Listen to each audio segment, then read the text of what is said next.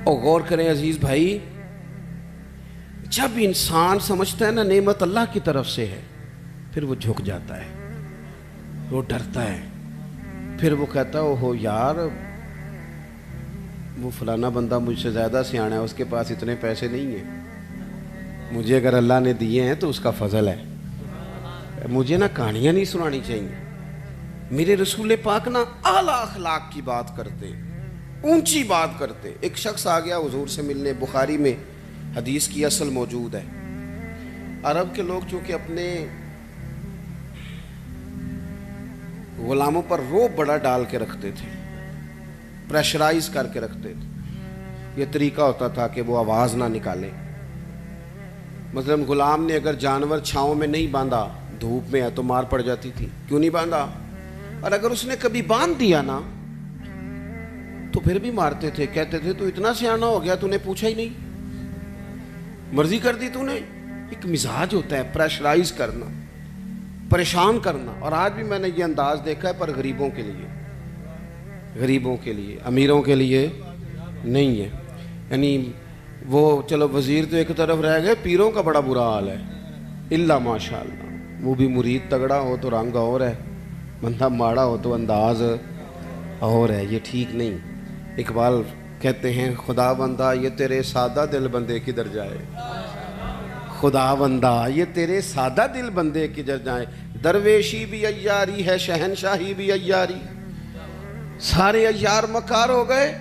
میرے عزیز نبی کریم صلی اللہ تعالیٰ علیہ وسلم کی خدمت میں وہ شخص آیا اور اس نے آ کر کے نا حضور سے سلام لیا، تو اس نے صحابہ کو بھی نبی پاک کا ادب کرتے دیکھا، پر وہ سمجھ نہیں نہ سکا کہ یہ ادب ہے، اس پر مجبور نہیں کیا نبی پاک نے، کسی پر کوئی ایسی پابندی نہیں، اس نے ادب کرتے دیکھا۔ تو چونکہ اس نے بادشاہ دیکھے تھے، وہ ڈرنے لگ گیا اور کانپنے لگ گیا۔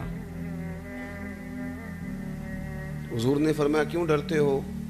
کیونکہ وہ دور سے آیا تھا، ملک شام سے۔ تو وہ عرض کرنے لگا یا رسول اللہ صلی اللہ تعالیٰ علیہ وسلم، میں نا مدینے کی ریاست کے سربراہ کے پاس آیا ہوں، ڈر لگتا ہے کوئی ایسی بات نہ ہو جائیں، آپ ناراض ہو جائیں۔ ماڑا بندہ بیچارہ مفت کے روب میں آ جاتا ہے کئی دفعہ، اور حضور کو تو اللہ نے روب دیا ہے، سرکار کا تو اصلی روب ہے، یہاں تو بعض غریب مفت کے روب میں بھی آ جاتا، ڈر رہا ہے۔ اب حضور اسے تھبکی بھی دے دیتے، بات سمجھا بھی دیتے تو بات ٹھیک تھی، لیکن وہ بات تو دور چلی گئی۔ پتہ ہے حضور نے کیا فرمایا؟ فرمایا سن بھائی، تو کسی ریاست کے سربراہ کے پاس نہیں آیا، تو اس بیٹے کے پاس آیا ہے جس کی ماں گوشت کے خشک ٹکڑے کھا کے بھی گزارا کر لیتی، تو غریب ماں کا بیٹا ہوں، غریب ماں کا۔ حضور نے بتلایا کہ کسی اخلاق یہ ہے کہ کسی شخص کو آپ کسی پریشر میں نہ ڈالیں، اسے پریشان نہ کریں، آپ کا وجود، آپ کی طبیعت کسی کے لیے بوجھ کا باعث نہ بنے۔ میں نے اپنی زندگی میں ایک ارادہ کیا ہوا ہے، اس کے لیے مجھے نیند بھی کم کرنی پڑتی ہے۔ میں نے دیکھا کہ جب کسی کو بلایا جاتا تھا نا، خطیب صاحب کو، پیر صاحب کو، تو بڑے بڑے فون کرنے پڑتے تھے، کتے پہنچے ہو، کتے آ گئے ہو، باہر جانا پڑتا سی، بندے پریشان ہو جاتے تھے۔ میں نے یہ کہا ہے کہ اگر کسی نے کہا ہے نا 2 بجے، تو وہاں 2 بجے سے 5 منٹ پہلے جانا ہے۔ سانو ٹینشن جنی مرضی ہوئے، سامنے والے نے دلانا ہوئے، ایسی بات کی سمجھ آ رہی ہے؟ ہوتا کیا ہے، نہیں آپ کا تو خیر کوئی ایسا لیٹ نہیں ہوا، اللہ آپ کو جزا دے، اور میرے خوشی ہے آپ نماز پڑھ رہے تھے، یہ خوشی ہے، اور بڑی خوشی یہ ہے کہ آپ نے جلدی سے نماز پڑھ لی، ورنہ اللہ خیر کرے۔ ویسے میں کو تھوڑے جو بھی ویکھے رہے جنہیں نہیں پڑھی، چلو کہڑا تساں کسی نہ گل کرنی ہے، ایک بات یاد رکھنا، کوئی نہیں اجر ملے گا محفل میں آنے کا، بالکل نہیں۔ ایسے اپنے آپ کو جھوٹی تسلیاں نہ دیا کرو، فرض پہلے ہے اور نفل، یہ کوئی کہانی نہیں کہ آپ محفل بڑی تگڑی کرائیں اور فلانا کم۔ مجھے ایک دفعہ ایک صاحب نے کہا جی 22ویں محفل ہے یا 21ویں ہے، آپ کو بلانا ہے، پہلے فلاں بزرگ آئے، فلاں عالم آئے، تو میں نے کہا نماز پڑھتے ہو؟ کہنے لگا نہیں، دعا کریں۔ تو میں نے کہا آج کے بعد نہ کسی کو بتانا کہ اتنے علماء کو میں نے دعوت دی ہے، وہ کہیں گے اتنے مولوی مل کے بھی اسے نمازی نہیں بنا سکے۔ تو اس لیے یہ اصل پہ آئیں. کیا مطلب؟ اس کا مطلب ہے کہ نماز پڑھی نہ جائے اور باقی سارے کام کیے جائے. نماز اصل ہے، نماز روح ہے. اور حضور ناز سے بھی بڑے راضی ہوتے ہیں، پر میرے نبی نے فرمایا نماز تو میری آنکھوں کی ٹھنڈک ہے. تو جب تو نماز پڑھتا ہے حضور کی آنکھیں ٹھنڈی ہوتی ہے. یہ تو کر نہیں رہا اور باقی تو ادھر ادھر بھاگتا پھرے، تو یہ اضافی بات. تو میرے عزیز، ایک تو حضور نے ہمیں یہ اخلاق دیا ہے کسی کو تکلیف نہ دیں. کوشش کریں. ایک دفعہ نا ایک صحابی نے نبی کریم علیہ الصلوۃ والسلام سے کہا میرے گھر کھانے کے لیے آئیں. اس نے دیکھا کہ حضور پر بظاہر کچھ آثار ہیں بھوک کے، کئی دنوں سے کھانا نہیں کھایا. چہرہ دیکھا اس نے تو بندے گنے حضور کے پاس کتنے بیٹھے ہیں، تو 4 لوگ بیٹھے تھے. اس نے فٹافٹ گھر جا کے کہا 5 لوگوں کا کھانا پکا دیں. 5 لوگوں کا کھانا پک گیا. اب وہ حضور کو دعوت دینے آئے. آپ کو پتہ ہے آج کل لڑکے والوں نے جہیز مانگنا چھوڑ دیا ہے، پتہ جی کہ نہیں؟ میں تم خبر دے رہے ہیں، یاد رکھیا جی. وہ کہندے نے اسی جہیز نہیں لینا، بس تسی 600 منڈے جی بچے بندے دی روٹی پکا چھڑنی. 600 دی تے روٹی میں نہیں اسی دیاں گے. وہ ویکھو جی وہ منڈے نے روز آنا ہے تے منڈے دے یاراں نے تے گھروں نہیں روٹی لبدی، کبھی نہیں کھائی.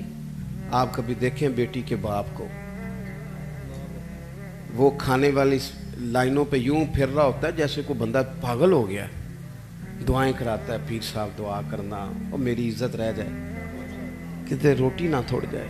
ساری زندگی کے تانے بیٹی کے لیے. کیوں تکلیف دیتے ہو کسی کو؟ گھر روٹی نہیں ملتی، دعائیں کراتے پھرتے ہیں. دعائیں والد دیوانوں کی طرح بیچارہ وہ کناتوں کے اندر پھرتا ہے کہ یا اللہ روٹی پوری ہو جائے. غریب آدمی ہوں، بیٹی نے گھر جانا ہے، پھر ایک دیگ ساتھ بھی بھیجنی پڑتی ہے. ساتھ بھیجو گے تو عزت رہے گی. وہ گھر کھانا نہیں کھاتے ہم. کیوں تکلیف دیتے ہو کسی بیٹی والے؟ کیوں ہم پریشان کرتے ہیں؟ کیوں اس طرح کی آزمائشوں میں ڈالتے ہیں جس سے سامنے والا بیچارہ آزمائش میں آ جائے؟ حضرت ابو شعیب رضی اللہ تعالیٰ عنہ حضور کے ساتھ 4 لوگوں کو گن کے گئے، کھانا گھر میں پکوا کے واپس آ کے عرض کی حضور روٹی پک گئی آ جائیں. جب وہ واپس آئے تو ایک صحابی اور آ گئے تھے زیارت کے لیے، وہ بھی اٹھ کے ساتھ چل دیے. پتہ ہے حضور نے فرمایا، نبی پاک مالک ہے ہماری جانوں کے، حضور مالک ہے، مالک. حضور کے لیے تن من دھن ہر شے قربان تھی غلاموں کی. حضور 5 کیا 100 بندہ لے جائیں تو بسم اللہ کریں صحابہ. لیکن نبی کریم نے اصول دیا، اخلاقی عالیہ کی بلندی سکھائی. اس صحابی کے گھر کے دروازے کے قریب جا کے حضور نے فرمایا بھائی 5 بندوں کا تم نے کھانا پکایا تھا، یہ جو شخص آئے ہیں یہ اپنی مرضی سے آئے ہیں، میں نے دعوت نہیں دی، اگر تم اجازت دو تو یہ اندر آئیں گے ورنہ یہ واپس جائیں گے. تم اگر اجازت دو. کسی کو تکلیف دی جا سکتی؟ ہمارا حال یہ ہے کہ ہمیں خبر کا پتہ بھی نہیں ہوتا کہ فلانے نے یہ کیا ہے کہ نہیں کیا، لیکن الزام گھر بیٹھے بیٹھے الزام لگا دیتے.